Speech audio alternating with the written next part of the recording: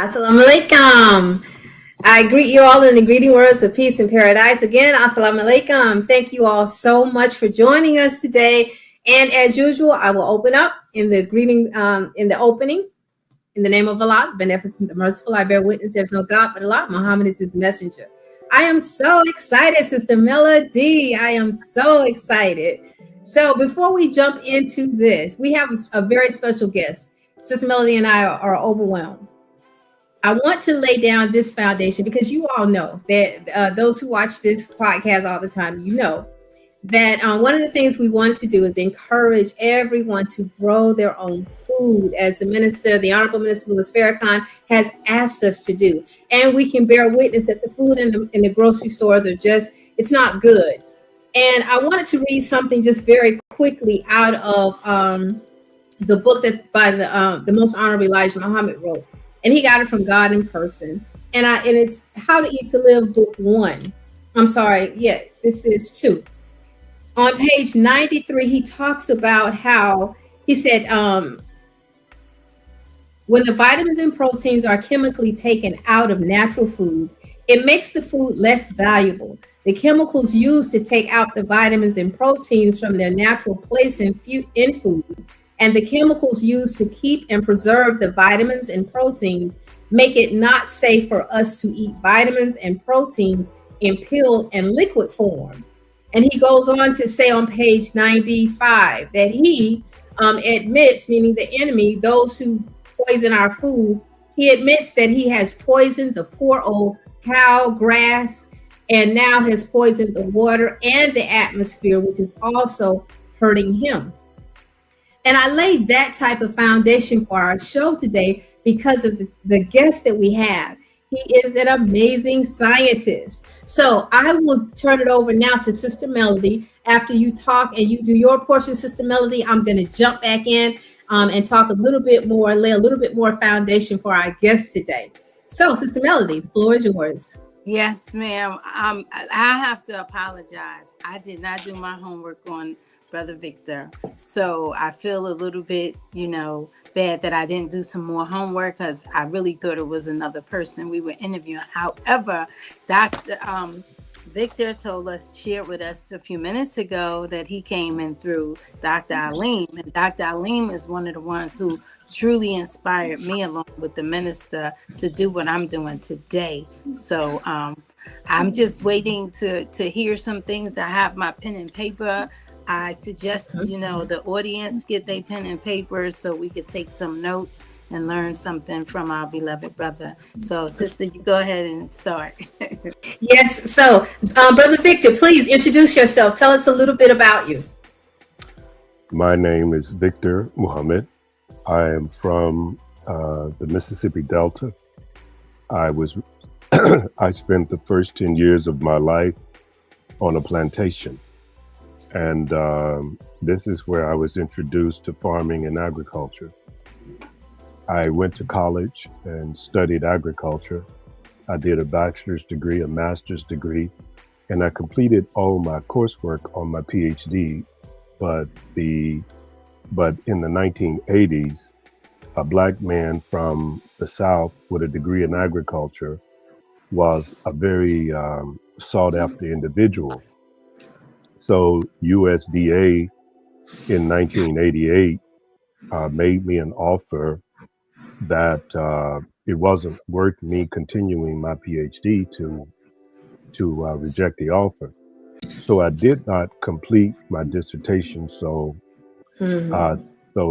technically I don't have a doctorate, but I did all the coursework, and I have performed over the years at PhD level. I've been a professor and a scientist at 8 different universities, both 1890, which is Black, and 1862, which is Caucasian. So my background covers both biomedical research and agricultural research. I've worked as a patent examiner in genetically engineered plants. I've worked as a fishery scientist. I managed a catfish farm in Belzoni, Mississippi. I've done biomedical research at the National Institutes of Health, at Novartis Pharmaceutical Company, Johns Hopkins School of Medicine, Howard University School of Medicine, and so forth and so on. So that's a brief synopsis of my background.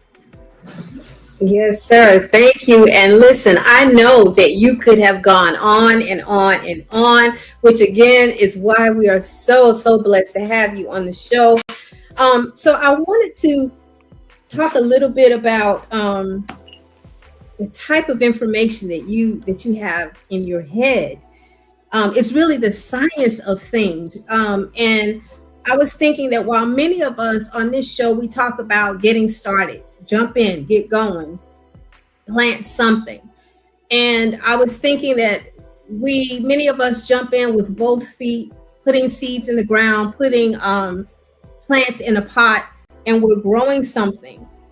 But after speaking with you, I have learned that there really is prerequisite knowledge, and Sister Melody has quite an extensive amount of prerequisite knowledge that we and our audience can actually benefit from, that will give us not only a greater opportunity at success at what we're doing, but long-term success at feeding our families and feeding others. And that's from raising cattle, growing our own food, and the fish industry that you talked about.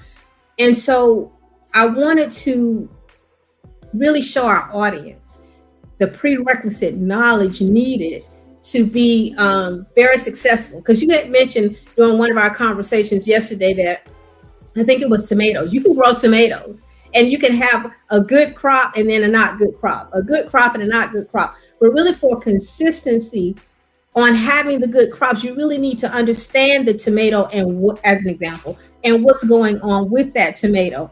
So we welcome you. And can you just start tapping into some of that prerequisite knowledge, brother? Because and the need to have that prerequisite knowledge, because what you shared yesterday in your class that you were so gracious to allow me to kind of take an ear to, that cow's milk and the cream that could be bugs. So I'm going to be quiet and let you jump right in and help us. Well, excuse me. The one thing that the human being has to understand when you are dealing with something that lives, a tomato lives and a cow lives. And if a person wants to get started, then if you're facing hunger or starvation, well, it's not wise to wait to have a comprehensive understanding of growing cucumbers or tomatoes or watermelons. You just jump in and get going, and you do the best that you can because you need to survive. And once the threat is over, then you can go and get the requisite knowledge. But if you have the time and the opportunity, and today you do, so there is no excuse, because we have the time right now. Then the first thing that we have to understand is that you will not, please listen to the way I phrase this, because there's nothing in it that's accidental. You will not be able to manage a living thing in the proper way without knowing and understanding biochemistry. You can't do it. And one of the reasons we fail at raising livestock, one of the reasons we fail at raising tomatoes, dear sister, as you mentioned, or bananas, or plantain, it doesn't matter. If it lives, then you must have a fundamental understanding of biochemistry if you're going to deal with living things and deal with them properly. Because everything that's associated with a living organism, plant or animal, has its fundamental makeup explained in the science called biochemistry. So, as I shared with you yesterday, there is a reason that when we go to college and study agriculture, animal science, plant science, horticulture, agronomy. There is a reason we take the courses that we take. There's a reason it takes 4 years for us to complete a bachelor's degree. I can't speak for social sciences and stuff like that. I can't speak for that. But what I will say is that if you're going to go into gardening or farming, gardening and farming are two different sciences. Gardening comes under horticulture. That means a person has like an eighth or a 16th of an acre and they're growing stuff to put in their freezer, or they're doing something as a hobby. That's horticulture. But farming is when you are doing it commercially.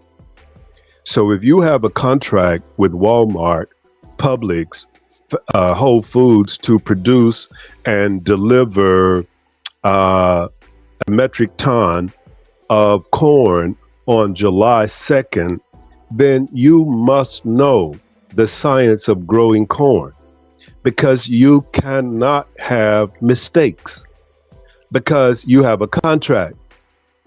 And on July 2nd, you need to be backing a truck up to the port at Walmart, Publix, or wherever to drop off that metric ton of corn. And this is why it's imperative that you take the courses that we take, and that it takes 4 years or 6 years to get a master's degree or 10 years to get a PhD. There's a reason for that. And there's just no cutting corners. So when you cut corners, then your tomatoes die, because you see the leaves wiltering and you don't know that there are worms underground that are sucking on the roots of your tomato vine, you see. And or you see your cow in the pasture salivating, and you don't realize that cow has diphtheria, and that you need to give them an antibiotic injection, you see. So those are some of the fundamental things that I would say lay the foundation for what you want to do, and they are the precursors if you're going to take farming seriously. Yes, sir. You know, when you're talking, it reminds me of our Supreme Wisdom lessons, where it talks about the duty of a civilized man, and in that, the answer is to teach the knowledge or the science of everything in life. So that speaks to what you're talking about, how very important it is for us to know those sciences.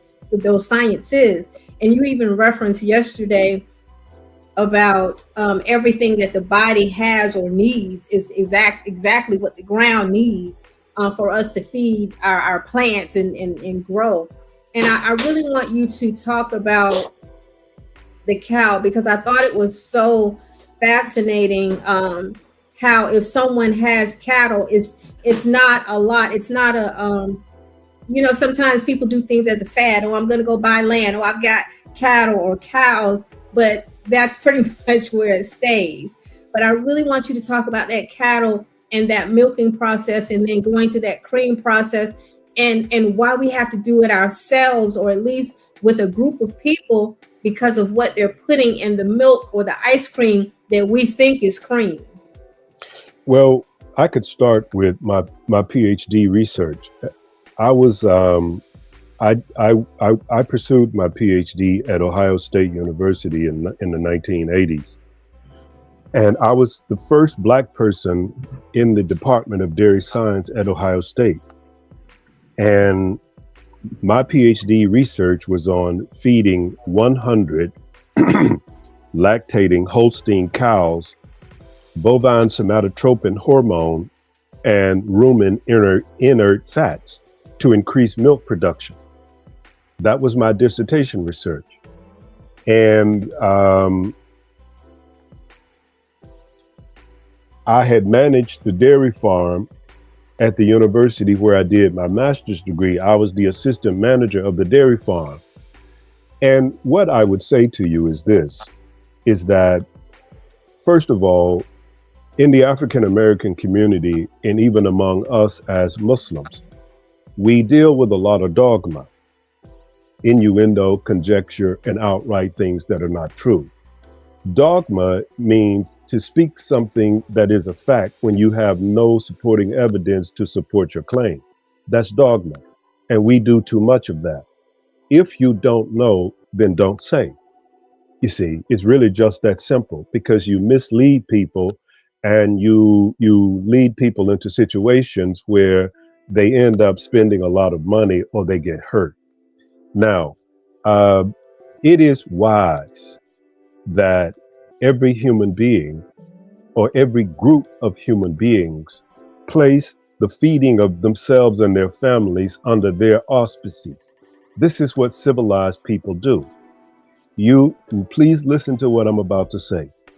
You cannot be civilized without the advent of the knowledge of biochemistry. You can't do it.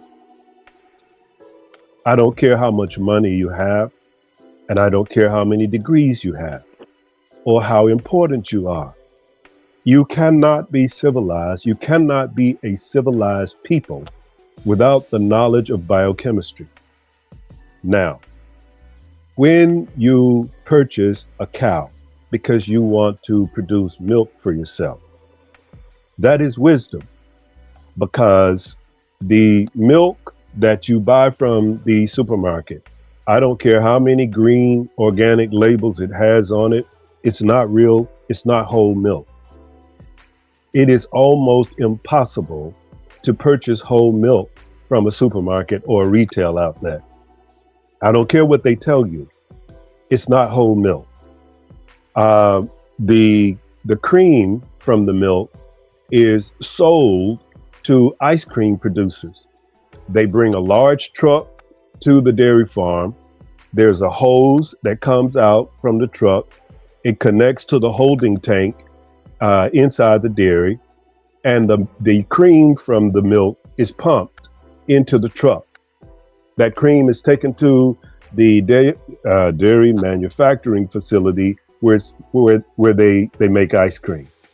The closest thing that you're going to get to real ice cream is from something like Haagen-Dazs or Ben and Jerry's. If it's not those two, then you're not eating real ice cream. Right. It's a joke, and it's more deleterious to your health than what you may believe. So I think the point that you are requesting, dear sister, is when I made mention of how the enemy sells the cream out of the milk. And you think that because it's still white, that that's milk. But that's not true. It's white because milk has only two components, fat and water. And that's it. So when the fat is sold to the ice cream producers for cream, then you're left with a tank filled with mostly white water. And this is what you purchase in the supermarket. So one of the things that's done, you go to the supermarket and you purchase 0% fat yogurt. First of all, why would you even want 0% fat yogurt? It makes no sense. The reason they can sell that, it's because in many cases, if not most, they take crushed arthropods. An arthropod is like a beetle, a ladybug, a beetle, a dung beetle, things like that. Things with a hard shell, but if you smash it, that white creamy substance comes out. Well, that's what's used to make your yogurt creamy. And this is what you're eating in many cases when you eat yogurt that's 0% fat. Because if it's 0% fat, then how do they get it to be creamy? When the fat is what's supposed to make it creamy. And the same thing, those who wear lipstick, one of the main ingredients in lipstick is crushed arthropods, beetles, bugs. So remember that when you're putting on your rouge. So if you want to drink milk, the only way that I know to get whole milk is for you to buy you a Holstein or a Jersey cow put her in your backyard, have at least a half acre of land with grass already planted. You have to plant grass. You can't just let a cow eat grass just because it's green. The grass has to be bred and developed to be digestible by the cow. Everything that's green is not digestible by a cow.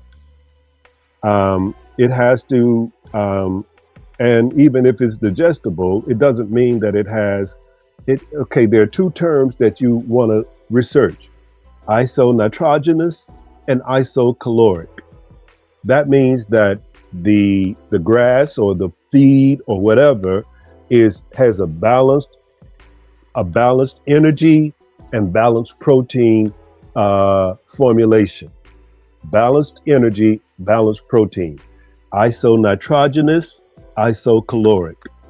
And so you have to make sure that what you feed the cow is both isonitrogenous and isocaloric. And this, there's a science behind that, and there's a formulation that you use to make your feed. I sell feed for livestock, and it's 100% clean. I stand behind it. I put my word on it. It is what I say it is. And my PhD was in animal nutrition. And one of the things that we had to do at that level was make a diet for cows or any ruminant that's both isonitrogenous and isocaloric. You meet the animal's energy requirements and protein requirements by making a feed like that.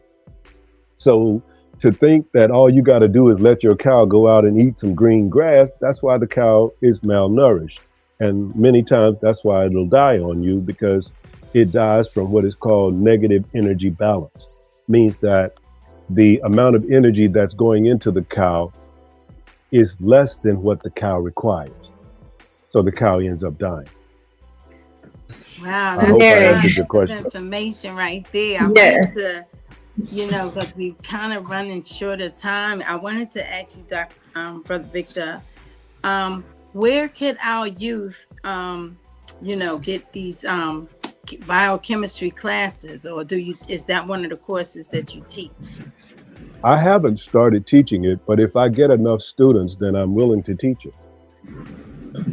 Very good. Now, what that leads us into, we actually have a comment I want to put up, because I do want to put up your curriculum that you are teaching, dear brother. But I want to put up a comment that came through just in a moment. It is from official MNIB. It says, Assalamu alaikum. Shout out to Dr. Akili G. Muhammad for putting me on to Brother Victor Muhammad. I've tried a bottle of his IB 100 in my attempt to overcome my second fight against Biliago. Vitiligo. Thank you. I know how to say it. I don't know why I stumbled then. So thank you so much, very much for that comment, and for everyone who's coming in and giving us the greetings. Assalamu alaikum, and we are returning them to you. Wa alaikum salam. So, brother, before we tap into your curriculum with the final minutes that we have, did you want to touch bases and respond to this brother? Or okay.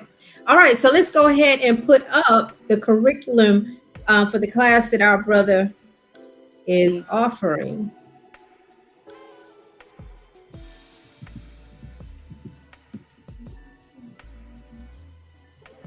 Okay, and you want to talk about it, Brother Victor? Well, over the years, I've received a lot of requests for information on things like watermelons and whether or not we should drink raw milk. And I've written a lot of articles on things like that, on the navy bean. And so a group of believers requested that I teach them. So I told them, I said, well, if you can put together enough people to justify me setting aside that much time and developing a syllabus, then I'll teach the course. So this is the first course that I decided to teach, and it's an introductory course.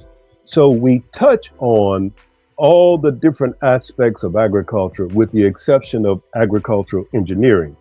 I'm not qualified to teach agricultural engineering because really that's engineering.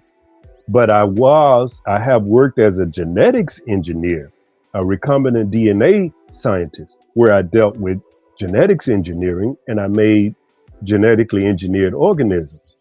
But it's kind of the same thing.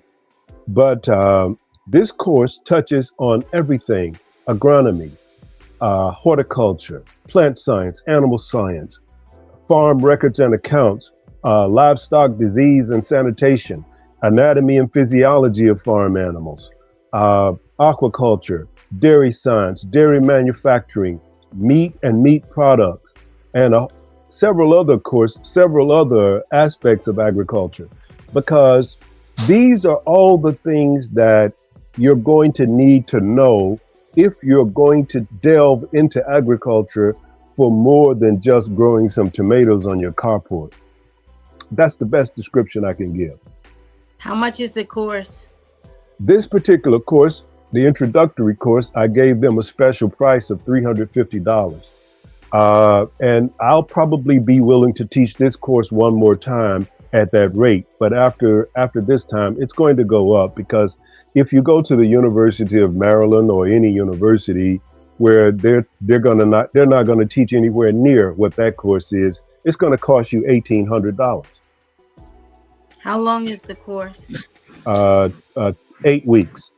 Okay. I mean, because we going into a new paradigm of education. So, of course, science and agriculture is going to be, I'm sure, included in these curriculums moving forward. So I'm glad that we have someone like you that's going to be able to teach some courses moving forward. Well, I'm very, very excited to even know about this class. So, Brother Victor, how do they get in touch with you to register for the class or inquire about the class?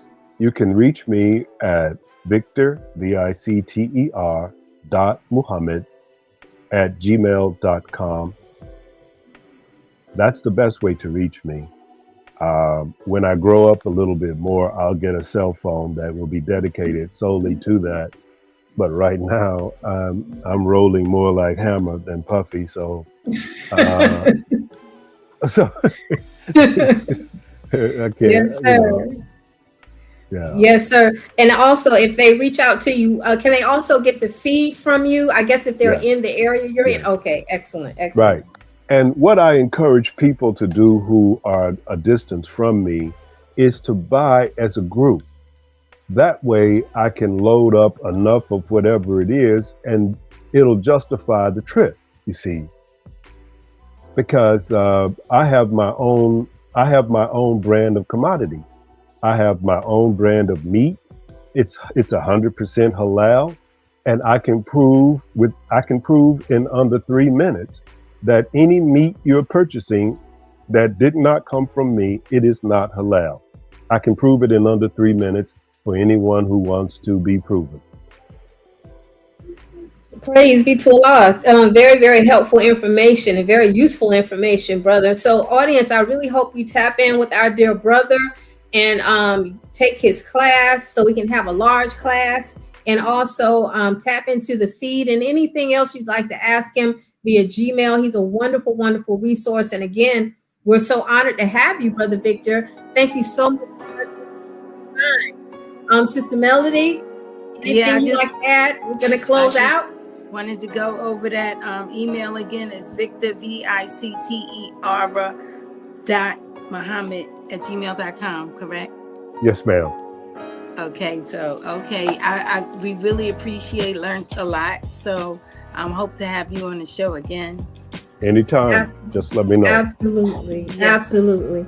Brother Victor, It's been a pleasure. Thank you so much again for your time. And to our audience, thank you for joining us. And we greet you in the greeting words of peace and paradise. Assalamu alaikum.